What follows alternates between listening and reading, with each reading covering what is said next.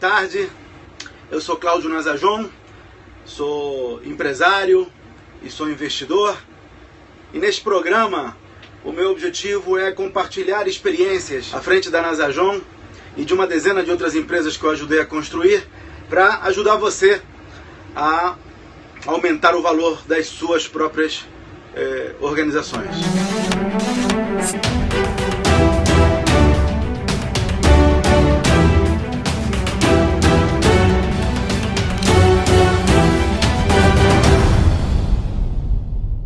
O assunto que eu quero trazer hoje é tomada de decisão.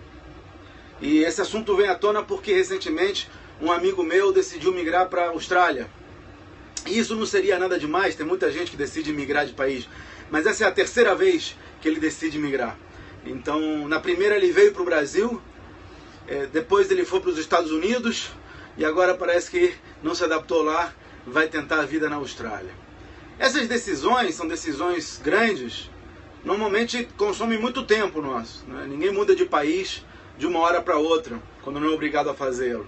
Então você analisa escolas, você fala com as pessoas que te acompanham, você normalmente faz uma análise do que está acontecendo no país onde você quer ir. Quer dizer, são decisões de muito longo prazo, são decisões que duram, não é fácil você reverter uma decisão dessa.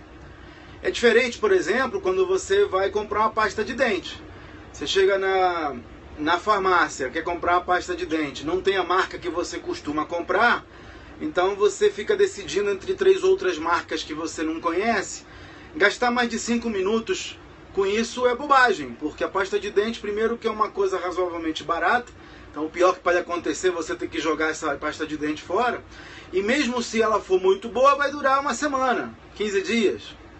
Então são decisões de pouca importância.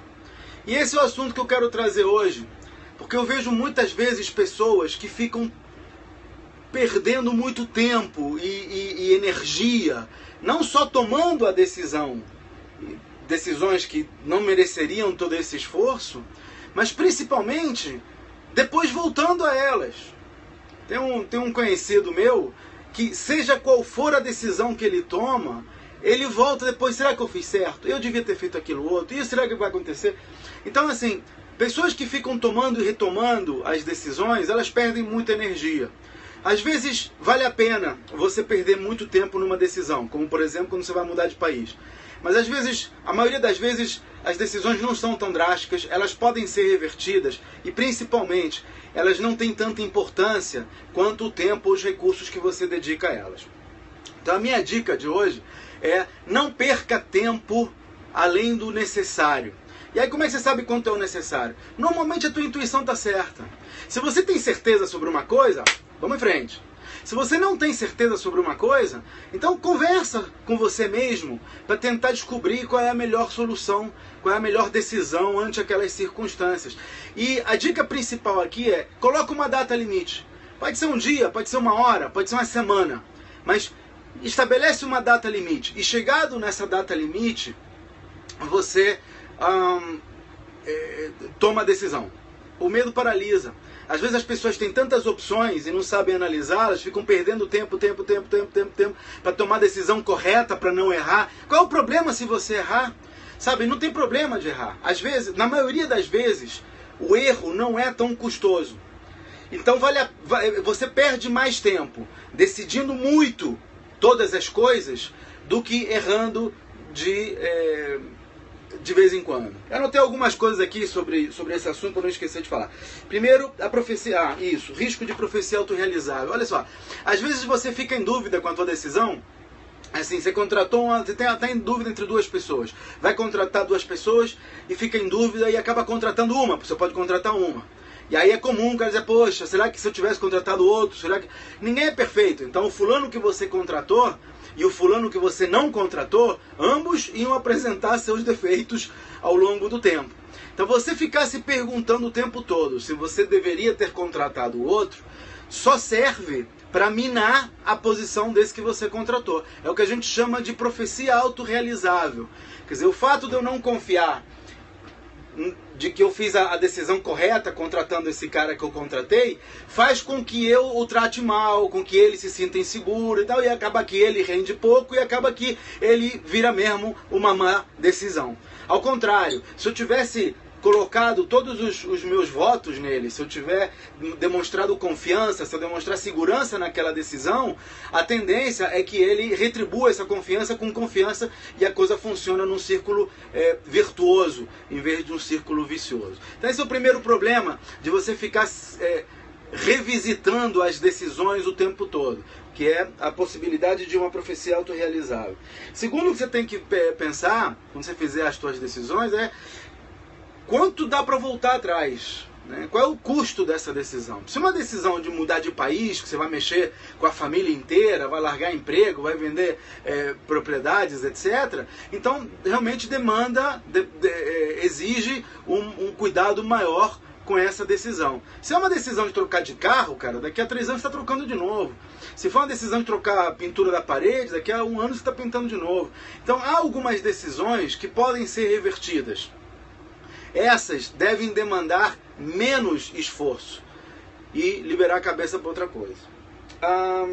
Quando você tiver dúvidas, uma outra dica legal é você buscar pessoas de dentro e de fora do teu círculo para te assessorar. Mas tem que ter muito cuidado, porque se você procura as pessoas de acordo com um determinado viés, então essa decisão ela fica enviesada, ela fica sendo influenciada pela posição das pessoas. Então sempre vale a pena você buscar o contraditório, você buscar pessoas que pensem diferente. Eu faço muito isso no meu dia a dia e tenho a vantagem, tenho a felicidade de, no meu escritório, na minha empresa, ter pessoas que têm pontos de vista diferentes. Eu exercitei isso recentemente com esse assunto do Lula, né? Quer dizer, para mim a meritocracia era uma coisa que não admitia contradição, né? Acho que a meritocracia é uma coisa que funciona, que dá certo, etc. e tal. E aí o outro dia, discutindo, eu evito falar de política normalmente, mas com esse assunto de Lula, tá mobilizando o país, eu entrei nessa. E aí eu estava conversando com uma pessoa que eu falava assim, mas vamos para a rua, né, dia 15, vamos fortalecer o Moro, vamos fortalecer as instituições, vamos pelo Brasil, não é contra um ou outro, né? Vamos pelo Brasil, não quero fechar a cabeça e dizer, porque ele é quem é, a gente não pode brigar, não, vamos que sejam apurados os fatos. E aí ele veio, mas a meritocracia não funciona num país com tantas desigualdades, porque acaba sendo uma igualdade fictícia. Eu não entendi isso, é dia 13, tem razão, dia 13 de março, agora é domingo. E assim, não é contra um ou contra outro, é a favor das instituições. Mas eu estava falando da meritocracia, entre várias coisas que nós estávamos conversando, ele diz assim, mas a meritocracia não necessariamente é a melhor posição, porque tem pessoas menos favorecidas que vão acabar nunca conseguindo um lugar meritocrático, um lugar onde elas possam, por mérito, chegar lá. Aí vem a questão das cotas. Eu fui professor da universidade quando começaram as cotas. E assim, houve nitidamente uma redução da qualidade do ensino, porque o aluno que entrava por cota é um aluno menos preparado. Então, onde você tem uma universidade, que é um lugar onde se deve buscar a excelência, onde devem entrar realmente as pessoas mais capacitadas, você agora, por imposição legal, tem 2 castas de alunos. Tem os alunos que estão de fato preparados e que vieram com boa escola e tal, e tem os alunos que entraram por uma imposição legal sem estar preparados, e aí você cria um desnível na universidade, cujo resultado acho que a dilapidação da educação. Muito mais correto, muito mais razoável, muito mais lógico seria investir na educação de todas as camadas para que todos pudessem ter a opção de chegar lá. Mas estou me desviando aqui do assunto, desculpa. Estou falando sobre essa tomada de decisão, estava falando com ele sobre essa questão da meritocracia, às vezes as decisões elas exigem que você opte pelas pessoas que apresentaram mais méritos. E aí começou a discussão desse assunto todo. Então, foi interessante conversar com ele, não porque eu concorde com os seus argumentos, mas pelo fato de eu poder ouvir argumentos diferentes que me fazem pensar e ter certeza de que a decisão que eu tomei é uma decisão correta. Foi muito legal, porque agora eu tenho mais certeza do que antes. Então essa necessidade do contraditório, de você buscar pessoas que pensem diferente, ela é fundamental e eu indico para tudo e para todos em qualquer circunstância. Okay? Nos filmes dos presidentes americanos, House of Cards e tudo mais, você sempre vê que os presidentes, as pessoas que tomam decisões, buscam pessoas que pensem diferente, que sejam capazes de trazer um outro ponto de vista. Porque se você vai numa mesa de conselho e todo mundo pensa igual e todo mundo concorda, é uma mesa burra. Então procure cercar-se de pessoas que pensem diferente, que pensem diferente do que você pensa e que pensem diferente das outras pessoas ao teu redor. Porque isso, das duas, uma, ou pode te convencer de que o outro ponto de vista também é adequado, ou pode te dar certeza de que o teu ponto de vista é o mais correto. Bom, e finalmente eu queria passar aqui a necessidade de criar uma data limite. Quer dizer, é fundamental você criar uma data limite para não ficar adiando uma decisão que não merece ser adiada mais tempo. Então, como eu falei, decisões de maior custo, de maior importância, devem ser tratadas com um pouco mais de cuidado. Você pode estender a data de decisão um pouco mais, para dar tempo de procurar todas as informações, etc. Mas também não indefinidamente, ok? E as decisões mais fracas, quer dizer, mais leves, digamos assim, você bota uma data mais certa, porque uma decisão não tomada, cara, ela ocupa espaço na cabeça.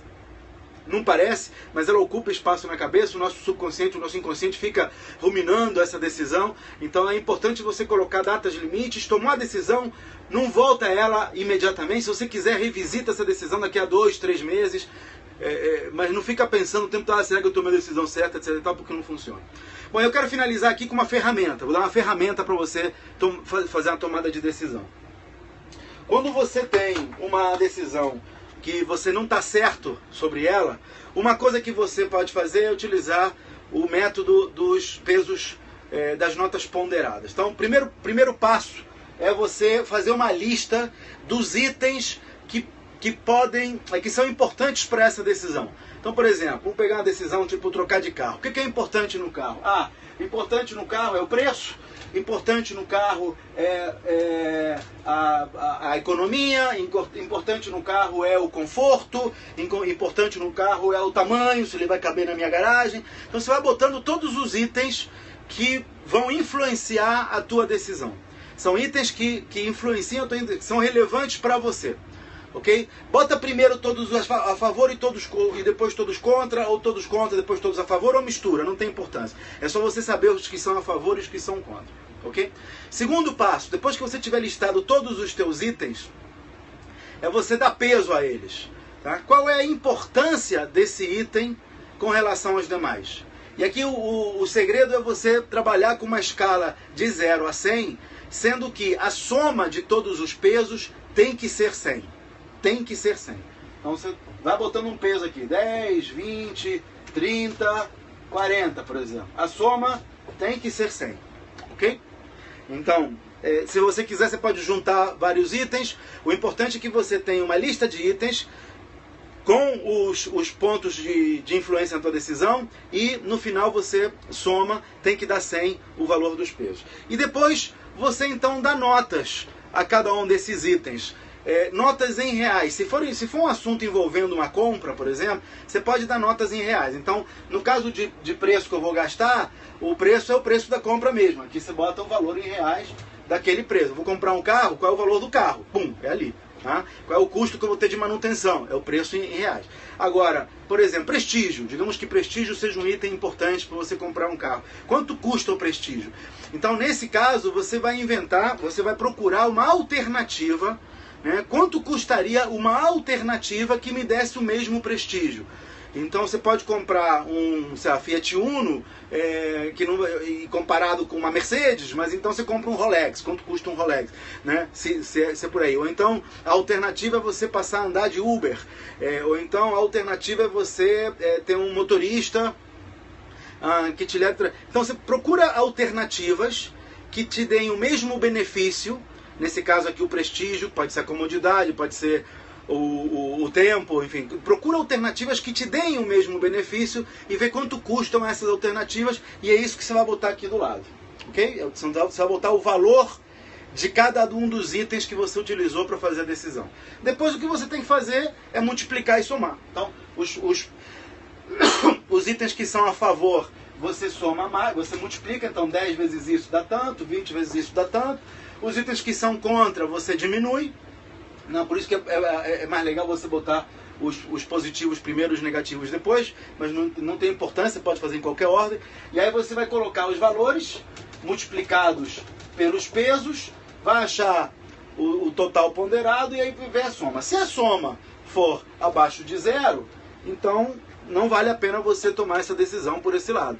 Se a soma for acima de zero, vale a pena você tomar a decisão. Essa mesma ferramenta pode ser utilizada para comparar duas decisões, né? Se você está entre o carro 1 e o carro 2, você vai definir quais são os itens de impacto na decisão, vai dar um peso a eles, e depois na hora do valor, você coloca os valores para a opção A e para a opção B.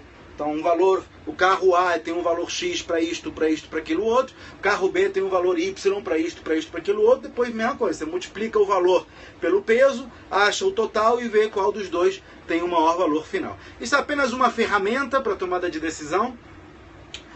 É uma ferramenta que você pode fazer numa planilha Excel, você pode fazer num papel, você pode fazer num guardanapo. Para o pessoal que vai participar do Empresa Vendável, tem um sisteminha que eu vou fornecer. Então, assim, é uma das muitas ferramentas para tomada de decisão que pode fazer com que você não precise ficar revisitando cada decisão que você fizer. O que eu tinha para falar hoje é isso. Espero você no próximo Periscope TV, de segunda a sexta-feira, às 14 horas. Vamos às perguntas? Alguma pergunta que você queira discutir comigo sobre tomada de decisão?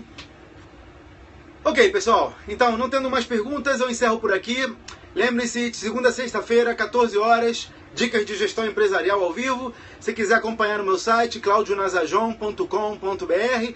E para aqueles que são empresários, que já têm uma empresa e querem aumentar o valor para poder eventualmente vender essa empresa em vida para usufruir do seu patrimônio ou poder passá-la para seus descendentes como um legado, procura no empresavendável.com.br. Nos vemos amanhã às 14 horas, periscope.tv/Nazajon. Até a próxima!